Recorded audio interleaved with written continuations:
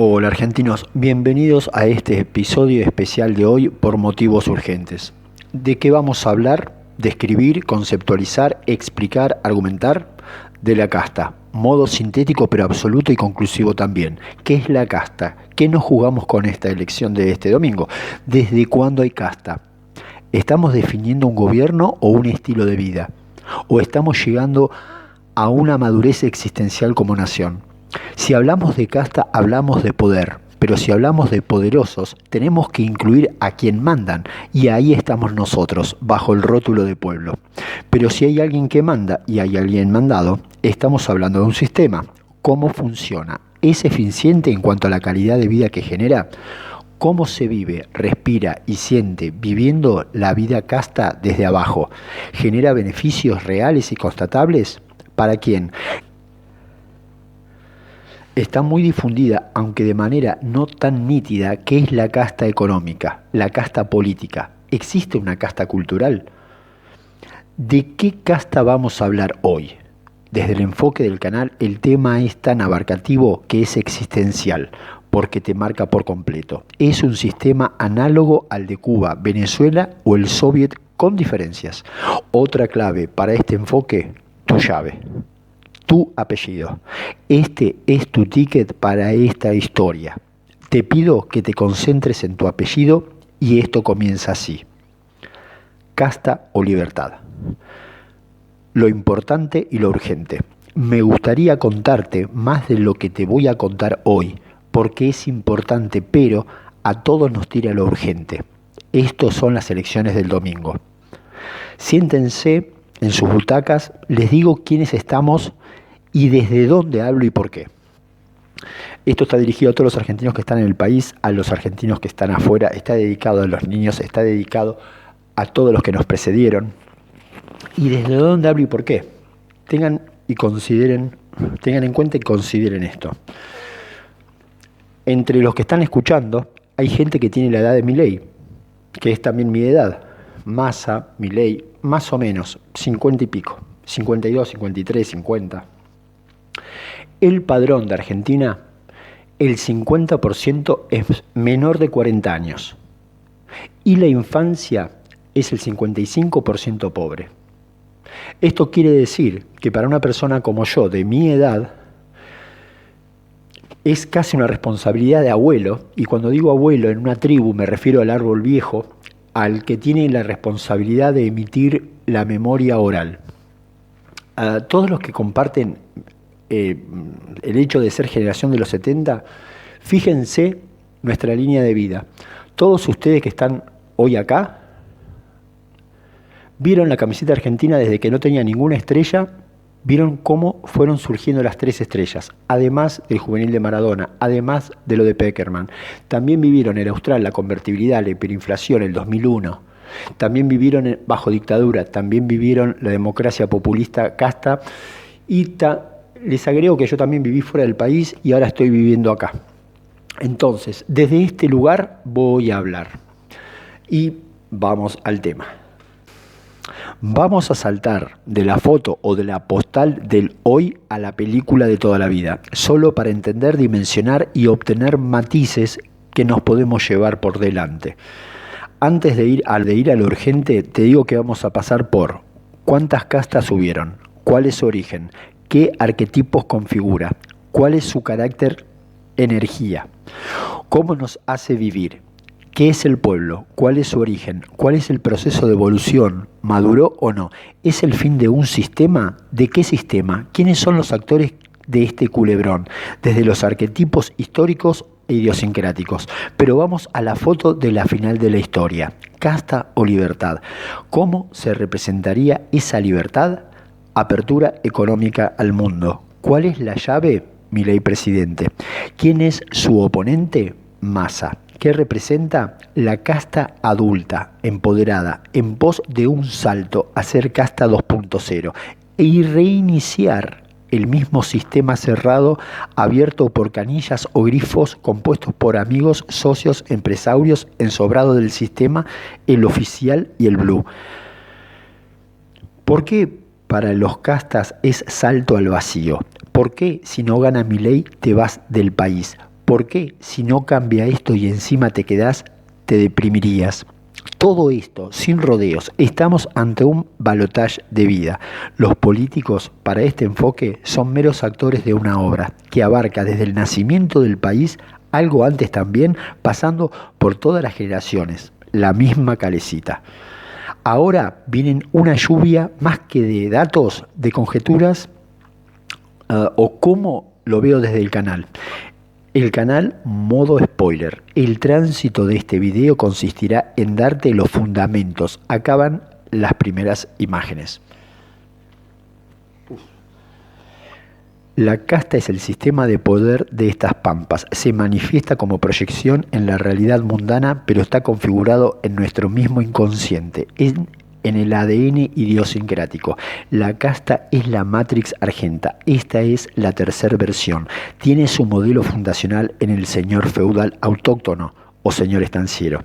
El señor estanciero es el rol que asume inconscientemente el presidente. Sabemos que es un funcionario empleado y pagado por nosotros, pero él se cree en vestir el rol paternalista simbólico del varón, del señor estanciero. Atención tarotistas y astrólogos, acá el primer arquetipo o teta de vaca, porque de acá obtendremos mucha leche. Entonces tenemos que el país se representa como una idea o imagen inconsciente y simbólica de que toda Argentina es el territorio de esa estancia. El presidente sería el señor estanciero. ¿Y quién hace del pueblo? Nosotros. Pero acá acontece una divergencia histórica. Dentro de lo que sería el pueblo hay algunos que interpretan a ese presidente papá o mamá, mientras que otros consideran a eso un abuso en sus funciones, ya que para ellos no es un papá sabelotodo, juez, dueño de la verdad y la vida, cual señor estanciero. Graficando esta imagen, digamos que en otro cuento de ficción llamado Martín Fierro, ese gaucho se enfrentó con el capataz. Epa, acá tenemos otro arquetipo, el capataz. Ser de extracto popular o parte del gauchaje, pero que representa la voz del patrón. Es decir, es una interfase entre el pueblo de abajo y el poder de arriba. Ese arquetipo está representado por cabecillas de asociaciones vulgarmente llamados planeros varios. Cúspide dirigencial. Otra podrían ser la de los sindicatos, pero ya es antigua y ha crecido tanto, así que estarían más al nivel de una nobleza blue, la nobleza de antaño, círculo del patrón de estancia o rey de casta, que no mandan pero ejercen el poder. ¿Y qué pasó con Martín Fierro? Saltó al vacío, es decir, se fue de la estancia. Y el Martín Fierro, escrito por un liberal de la época contra el sistema casta estanciero, fue marginado este libro y fue tomado como bandera de revolución por los inmigrantes anarquistas. Con el paso del tiempo, Lugones advierte de la necesidad de fichar al Martín Fierro como libro nacional para desarmar a los anarquistas de herramientas intelectuales de propaganda libertaria. Recuerden que para un anarquista de aquellos tiempos, la vida era sin patrón, sin Dios y sin Estado. Curiosidades de nuestra historia. Entonces tenemos en nuestra memoria olvidada un país estancia, un presidente estanciero, un pueblo raso, un capataz y la voz o cultura de la estancia. Se funda en el populismo. ¿Quién habló de populismo y metaforeó acerca de esto? Otro liberal, allá lejos y hace tiempo, Esteban Echeverría en El Matadero, a mediados de 1800. Fíjense que con dos obras pequeñas en volumen, doy un par de trazados que se continúan vigentes hasta el día de hoy y van a participar de esta final. Vamos al hoy. David y Goliat, Jesús y Barrabás, Martín Fierro y la casta, la final de Doha. Para un argentino el domingo es todo eso multiplicado y con chimichurri. La semana que viene muchos de nosotros no seremos iguales. Es un post-Madrid. Se puede definir con un voto. Onda pasarela a Donofrio. Massa puede ganar como pasarela por un voto. Y podemos irnos a la B. Puede venir Donofrio después y ganamos la Libertadores en Madrid. Todo eso y más.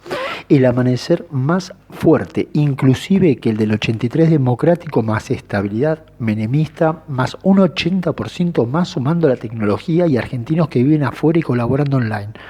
O Casta 2.0, que ya les dije. Ahora indaguemos en el aquí y ahora de la postal a la que nos enfrentamos, la batalla final de la casta que a modo de ver o asumir del canal es una batalla librada por un nivel de conciencia, el cual hemos accedido. La sociedad giró hacia Milei o las ideas que él representa. Para empezar, el 70% de la juventud, lo cual es el futuro también. Sin embargo, hay una mano negra y eso es otra cosa. Esto es no legitimizarnos. ¿Y esto qué sería? Sería como ser un ser humano, pero que no te den los papeles o documentos. Esto es lo que en Europa o Estados Unidos se denomina un sin papeles. Esto sería como ser un kelper en tu país, el cual está peor que Ucrania con guerra y solo tuvo políticos argentinos, algo más tóxico que los misiles rusos. Pero Ramblas, si no legitimizan una victoria, sería robarnos la democracia, sería robarnos el país. A lo cual Ramblas diría, tal cual, pequeño saltamonte, lo cual ya ha ocurrido otras 3 o 4 veces. Solo que no lo sabes porque muchas generaciones murieron, otras migraron, otras no llegaron a expresarse por medios pautados. Pero hoy con Internet, el cisne negro del poder, el pueblo se ha desarrollado, educado, interconectado a las cosas sin intermediarios. Quizás te parezca un poco fábula y otro poco delirio, pero te aseguro que los actores castas que están jugando saben a la perfección de qué hablo. Ellos jugaron para River, para Boca, para Don Julio, para los peronistas, los radicales, los milicos, los terroristas, los capitalistas. Ellos jugaron con todos. Ellos no ignoran nada. Su pecado no es la ignorancia, ni la inocencia, como pudo haber sido un poco en Alfonsín.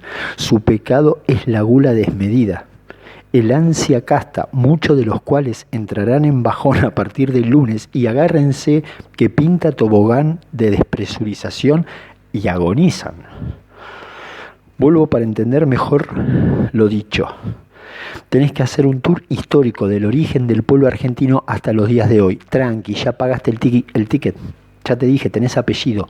Te reconozco tu identidad, tu documento, tu pasado consciente o no, tu dignidad, tu derecho a conocerte o a discrepar y mandarme a la concha de mi hermana y etcétera asociados. Sos libre, cojones. De eso se trata. Atenti, pueblo argentino, nativos, emigrados, inmigrantes que quieran ser de esto. Es una sarna, pero para quien le gusta rascarse es una de las buenas. Presente al pasado. Vamos con el tour. Vamos llenando el carrito. Vamos a poner peronistas, radicales y gente de izquierda y nos vamos hacia el pasado. Para entender, llegamos al 45 y entendemos cómo surge el peronismo. ¿Cómo surge el peronismo? Es el trasvase de un movimiento transversal que tuvo un precedente con la Unión Cívica Radical. Entonces seguimos el viaje hasta el origen de la Unión Cívica Radical y tenemos casi en los albores del país un partido político constituido por criollos, hijos de inmigrantes, en 3 revueltas armadas contra lo que sería el poder o la casta de aquel entonces. Y la izquierda de aquel entonces también eran los inmigrantes europeos. Entonces, ¿a qué año estamos llegando? Al origen del país. Estamos en 1860 y un país pequeño de 3 millones de habitantes sin esta configuración geográfica va a emprender un viaje hacia el futuro. ¿De acuerdo? Lo voy a hacer modo Bondi. Acá vale tu apellido. Tenés que pensar en qué año llegó tu ancestro, el portador en tu linaje de ese apellido, a este país.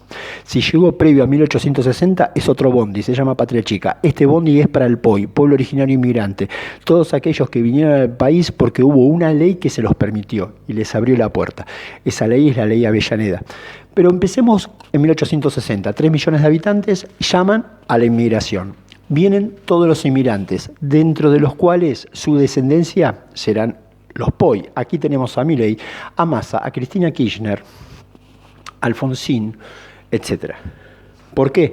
Porque ellos son hijos de la migración, que hacen al primer caldo de cultivo modo pueblo de este país. Es decir, para todos aquellos que se quieren ir del país y están pronunciando esta frase, yo me quiero ir de acá porque no tengo futuro, esa frase ya fue dicha en Polonia en el año 1878 por alguien, tomó un barco, llegó a este país. Ese viaje que ellos comenzaron, vos lo estás comenzando en modo y escala personal hacia otro destino. Hay un aspecto de este viaje que tiene que ver con que es el rasgo base y matriz de todos nosotros y está en nuestra inconsciencia, en nuestra memoria, que es justamente este gen del pueblo originario inmigrante. Hay un chip vinculado al ser inmigrante que es muy similar al ser de abajo o empezar de la nada. Y ese es el viaje que hace este bondi a través del tiempo. Teóricamente tendríamos que haber llegado a un 2023 próspero y paradisíaco desde la perspectiva de aquellos que soñaron este viaje. El viaje tuvo algunas dificultades.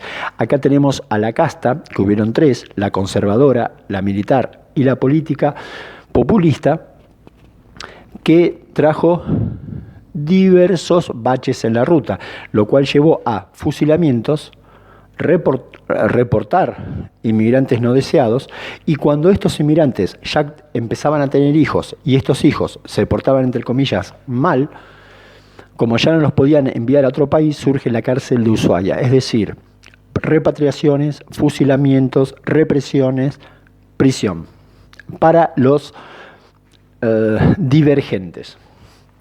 Eso va a tener una raíz que va a llegar hasta los 60, hasta los 70.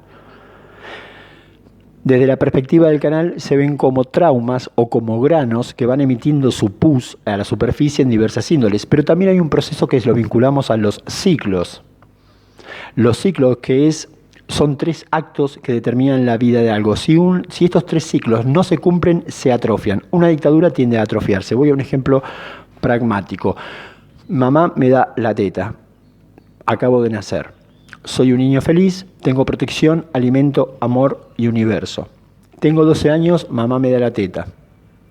Está haciendo exactamente lo mismo que en un pasado fue divino y ahora adquiere otra dimensión.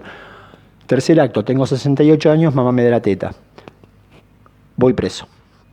Porque el mismo acto que me dio la vida, como no desarrolla su ciclo y se queda atrofiado, es como que estuviera muerto. Y eso es lo que hacen las castas, que es impedir que un ciclo se desarrolle naturalmente, con errores y aciertos. Entonces, congela la película en una foto, genera una melancolía, una nostalgia y un romanticismo, un folclore, un carnaval inclusive, y una reminiscencia cuasi religiosa, y un apego a ese sistema de vida, que por otro lado no es desacertado, porque nosotros en nuestro plano inconsciente vamos a defender nuestra infancia, nuestros seres queridos y todo lo que esto implica. Ahora, si nuestros seres queridos están contaminados, vamos a decirlo así para ser exagerados, de peronismo, radicalismo, izquierda, capitalismo o lo que sea, o religiones, o fascismos, o prejuicios, nosotros vamos a ser un exponente de esto. En este viaje en bondi, desde el origen hasta el final, siempre estuvo el viaje del despertar de la conciencia. ¿A qué me refiero con este viaje o a este despertar de conciencia? Si interpretamos este viaje en bondi desde el origen hasta la terminal y vamos diseccionando por tramos, podemos ver que hubieron tres castas: la conservadora, la militar y la política. La conservadora cercenó derechos sociales. El pueblo toma conciencia de que está trabajando de sol a sol, está trabajando mucho.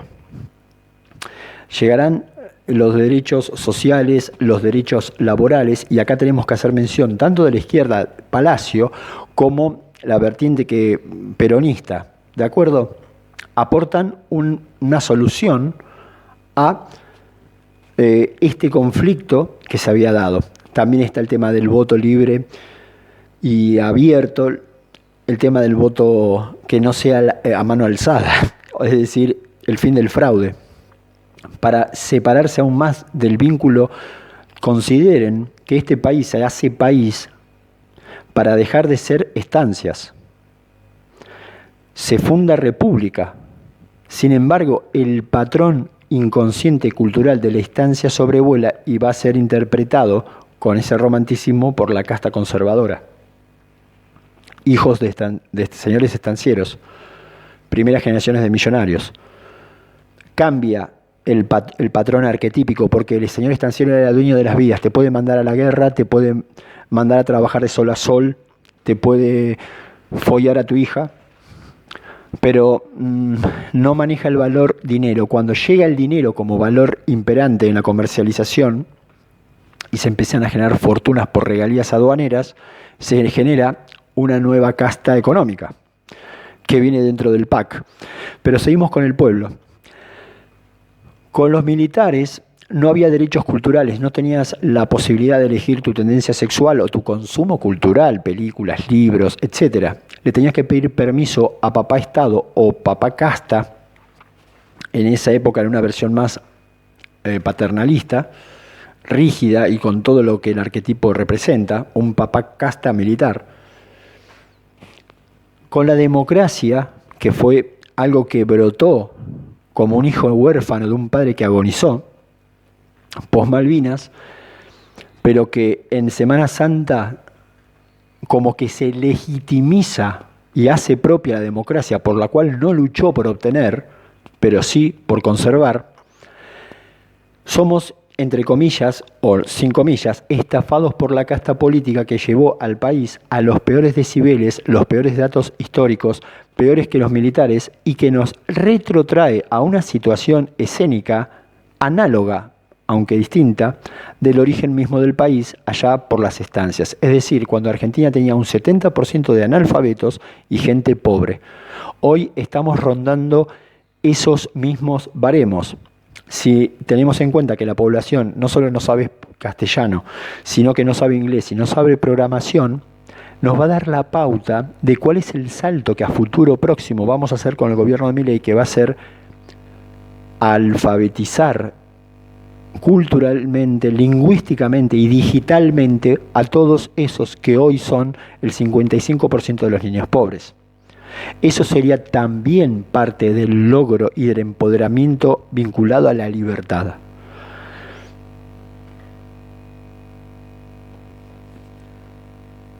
Para concluir, viendo este viaje a través del tiempo como un solo viaje y a nosotros como un solo tripulante de ficción, ¿por qué? ¿Por qué no pudo haber alguien real? Simplemente porque el tiempo no dio. Entonces, haciendo este juego, nosotros de sentirnos pueblo, pero también de asumir su legado histórico y sus raíces, y hacer todo este viaje como por los anillos del tronco de un árbol, desde las raíces inconscientes de ese árbol que se reflejan en superficie, toda esta lectura que excede lo histórico-político, que está más vinculada a gente que hace yoga o que consume astrología, o que está más vinculada a una nueva alimentación, a un nuevo ser, que es parte de la nueva era, es el nuevo aire que los seres libres estamos oliendo y queremos equiparar un país a esa frecuencia, mientras tenemos la posibilidad de todo lo opuesto, que sería la casta 2.0. Y para entender la casta vamos a hacer un rápido viaje desde el origen de la casta. Este mismo viaje que hicimos como pueblo lo vamos a hacer, pero vistas desde el asiento del poder. Volvemos al origen, el señor estanciero caduca, pasamos a la república, viene un señor presidente, pero el poder sigue en manos de los estancieros y la cultura de poder que se va a impregnar en todos los negocios, el amigo inglés, la aduana, los frigoríficos, la carne, todo ese episodio que ya lo damos por sabido o lo indagaremos en otros videos. La pertenencia económica y cultural a un otro, ese divorcio entre el pueblo y el poder, que tal vez a través de las generaciones de hijos y el fútbol se va amalgamando un algo común, pero que en principio eran dos ríos totalmente divergentes, totalmente opuestos, y que se ignoraban entre sí. Consideremos lo siguiente: el señor estanciero argentino nunca prosperó porque hizo la guerra a otro país. No se extendió como Estados Unidos, que se extendió por lo que sería México, etc. A lo sumo quiso abarcar lo máximo posible de lo que sería una especie de virreinato del Río de la Plata. ¿Qué quiero decir con esto? ¿De qué vivió el señor estanciero? De la explotación interna de las fronteras de su estancia. Esto eran las vacas y esto era su personal. El personal se lo llamaba y se lo llamaba para ir a la guerra, no tenía ni voz, ni voto, ni elección. Exactamente lo mismo que hoy un dirigente político toma a un peón de casta, que es el mismo arquetipo, es el nivel pueblo más bajo, el dependiente, el que representa ese modo servidumbre, lo mandan de acá para allá a hacer esas funciones. Pero imagínense la cabeza de señores estancieros que jamás tuvieron 40 millones de vacas, pero sí tuvieron unas cuantas. Es decir, ellos leían la magnitud, no con una computadora, no con un ábaco, pero tenían una proyección, tampoco como el poderoso yanqui, que tenía en su proyección cosmogónica, vamos a decir, en su visualización, tenían más el formato de una fábrica. El local no era así, era cabeza de ganado. Él entendía que teniendo muchas cabezas de ganado, en este caso ganado humano, hay vacas que se descartan, hay vacas que van a servir para dar cuero, otras para dar carne, otras para dar leche. Es decir, la explotación del poder siempre fue hacia su ganado. Y eso se proyectó, en algunos casos, inclusive hasta sus hijos. Y por proyección mayor a ese pueblo que él se siente legitimizado a conducir, que no es la función, no es conducir. Es el presidente, es el que maneja los balances, es un funcionario. A lo sumo puede tener una línea de política internacional. Pero un país es desarrollo. O sea, ¿ustedes se creen que Apple se sienta en el Capitolio para preguntarle si va a poner enter en un teléfono o no? No pierden ese tiempo. A lo sumo mandará un cadete con un maletín y se acabó. O otro tipo de personas que ablanden o oxigenen el vínculo, pero no se va a pedir permiso. Los políticos yanquis que después pagan ciencia pagada por el Estado, esa ciencia que paga el Estado yanqui es producto de los impuestos que paga la ciencia privada. ¿De acuerdo? Un párrafo que se le olvidan a decir a los científicos argentinos, que se comparan nada más y nada menos que con los yanquis, a los cuales detestan, simplemente para mostrar este baremo, este indicador. Sí, pero la ciencia yanqui poronga no es la estatal. Es más, el Estado pagó a privados para ir a la NASA y para ir a todos los demás lugares. Es decir, el Estado se quiso asociar a los chicos grandes. El Estado no fue la mamá de los chicos grandes.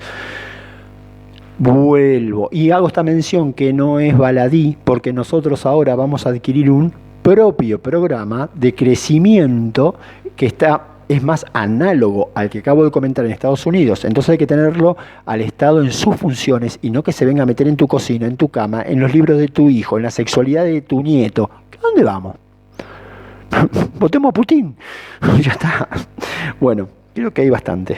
Intentemos algo así como un cierre, una conclusión y algunas proyecciones. Estamos en el día de las elecciones. Imaginemos que gana Milei. ¿Qué escenario nos encontraríamos? Creo que podrían pronosticar un festejo tipo Argentina campeón del mundo. A los 2 años, una cierta estabilidad, época menemista, y acá acá viene el gran día, que sería otro retorno mítico de nuestro pasado, análogo a Alfonsín, porque entre comillas, salto al vacío, es también análogo a cuando comenzamos a caminar en democracia. También fue un terreno no explorado. Y lo que quiero hacer mención es de la primavera alfonsinista. La primavera alfonsinista es una especie de fiesta que está dada por algunos factores como el retorno de quienes estaban antes reprimidos o tenían prohibida la entrada o se les complicaba mucho entrar al país, y acá volvieron artistas icónicos como por ejemplo Mercedes Sosa.